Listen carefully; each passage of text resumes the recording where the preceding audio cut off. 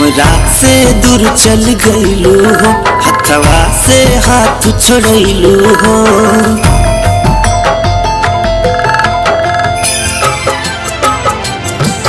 हमरा से दूर चल गइलू हो, हथवा से हाथ छोड़लू हो।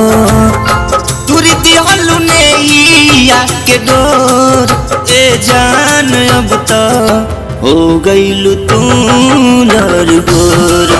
ए जान अब तो हो गइलू तू नरगोर।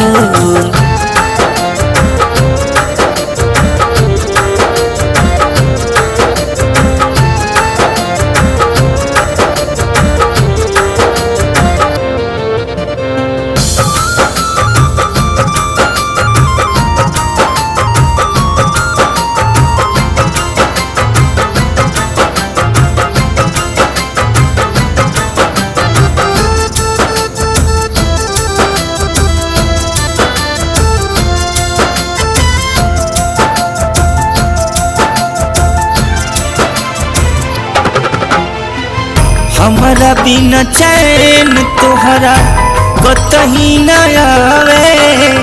खुश बारू तू तो अपना पियवा के गावे। हमारा बिना चैन कह कतही न आवे। खुश बारू तू तो अपना पियवा के गावे। वक्त जाने तू भूलवैलू हो, हमरा के रोग लगैलू हो।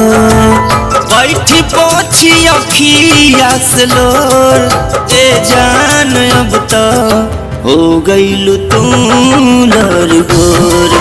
ए जान अब तो हो गइलू तू नरगोर।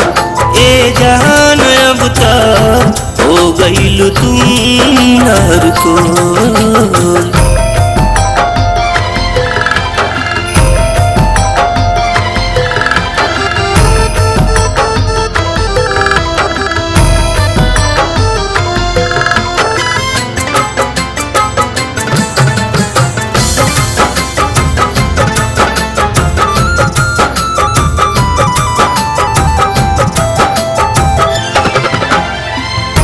चंदनिया नंद के दिलवा दुखा के रहतड़ू जान नई हरमे में आके।